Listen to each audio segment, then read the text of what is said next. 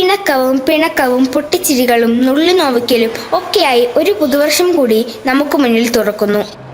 ഓർക്കുമ്പോൾ തന്നെ എന്തു രസമാണ്! നമ്മുടെ അവധിക്കാലം നമ്മളെല്ലാം പല വഴികളിലൂടെ കടന്നുപോയി. 2 മാസം നമ്മൾ എന്തെല്ലാം മിസ് ചെയ്തു. അതെല്ലാം നമുക്ക് തിരിച്ചു പിടിക്കേണ്ട സമയമായി. ഈ പുതുമയുടെ ലോകത്തേക്ക് പുത്തൻ ഉണർവോടെ നമുക്ക് ഒരുമിച്ച് കൈകോർത്ത് മുന്നേറാം.